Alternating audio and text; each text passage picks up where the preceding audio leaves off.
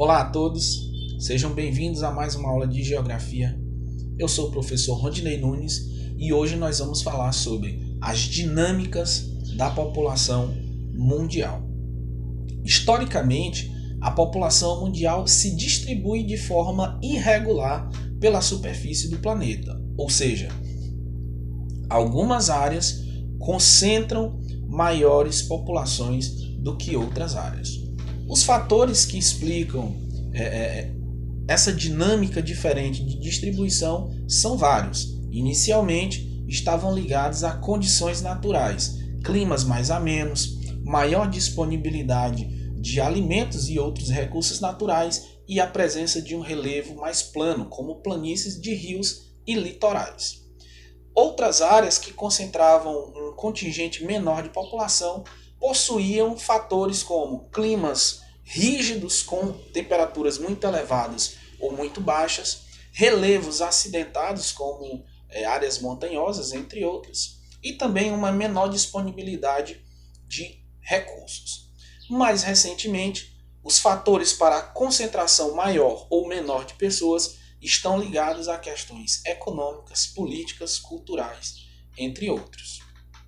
Além da distribuição regular e irregular, a população mundial apresenta ritmos diferentes de crescimento. Algumas áreas apresentam um crescimento populacional mais acelerado e outras áreas apresentam um crescimento populacional mais lento. De forma geral, nós podemos destacar duas situações. Nos países menos desenvolvidos, as populações tendem a crescer em ritmo mais acelerado, e nos países mais desenvolvidos, as populações tendem a crescer em um ritmo mais lento. Fatores que explicam esses diferentes ritmos de crescimento são diversos. Enquanto nos países menos desenvolvidos as pessoas têm um menor acesso à informação e a métodos contraceptivos, culminando num crescimento mais acelerado, naqueles países desenvolvidos, o acesso aos métodos contraceptivos e o planejamento familiar acaba sendo mais eficaz, resultando num crescimento mais lento das suas populações. Um outro fator importante são as atividades econômicas desenvolvidas em cada lugar e o custo de vida. Nos países menos desenvolvidos, principalmente nas áreas rurais, no campo, as atividades econômicas são principalmente a agricultura e a pecuária extensivas, com técnicas tradicionais, que requerem muita mão de obra. Na maior parte das zonas rurais de países menos desenvolvidos, o custo de vida ainda é menor, o que ocorre de forma contrária aos países mais desenvolvidos. Nessas áreas, as atividades econômicas principais são o trabalho industrial e os serviços, o que requer uma menor quantidade de mão de obra. Além disso, nos países mais desenvolvidos, os gastos com educação, com saúde, com transporte, com alimentação representam um custo de vida maior, tornando um problema as famílias crescerem, terem um número significativo de filhos. Um outro elemento muito importante é o diferente papel da mulher em cada uma dessas sociedades. Naquelas de países menos desenvolvidos, ligados a práticas culturais mais tradicionais, a mulher ainda é vista como dona de casa, esposa, mãe e ligada à reprodução dos filhos, dos seus filhos. Já nas sociedades de países mais desenvolvidos, a mulher tem alcançado nas últimas décadas uma liberdade de trabalho e uma liberdade sexual sobre o próprio corpo maior, possibilitando a escolha por parte da mulher da quantidade de filhos que quer ter ou mesmo se deseja ou não ter filhos.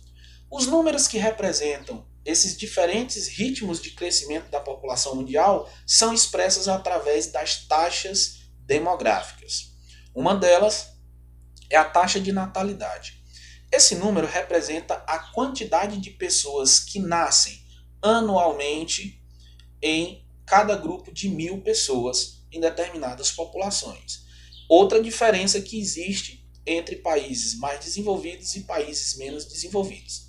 Naqueles mais desenvolvidos, as taxas de natalidade estão em queda, e naqueles países menos desenvolvidos, apesar da tendência de queda, as taxas de natalidade ainda são consideradas médias ou elevadas. A taxa de mortalidade é o número de indivíduos que morrem a cada grupo de 1.000 pessoas. Nos países menos desenvolvidos, morre-se em grande quantidade por diversas razões. Nos países desenvolvidos, a taxa de mortalidade tem caído a cada ano. A diferença entre natalidade e mortalidade é representada pelo crescimento vegetativo, que é o número que expressa a porcentagem de crescimento de cada população. E uma outra taxa que tem sido muito importante nas últimas décadas, que devemos observar, é a elevação da expectativa de vida, de uma forma geral, mas principalmente nos países desenvolvidos. A expectativa de vida representa a quantidade média de tempo que uma pessoa deve viver, dependendo das condições do lugar onde ela nasceu. Portanto, nos países mais desenvolvidos que possuem qualidade de vida melhor, a expectativa de vida é maior. Nos países menos desenvolvidos, que apresentam uma qualidade de vida menor, mais precária, a expectativa de vida tende a ser menor. Essa elevação, essa tendência ao aumento da expectativa de vida tem significado uma preocupação para os países, principalmente aqueles de grandes populações, porque o contingente de população de adultos e idosos tende a aumentar, o que vai representar mais gastos para os sistemas de saúde e para os sistemas previdenciários, que vão pagar aposentadorias, e também uma redução da porcentagem da força de trabalho, o que requer planejamento e uma visão de futuro para os governantes desses países. Ok? Espero que tenham entendido. Até a próxima aula. Um abraço a todos.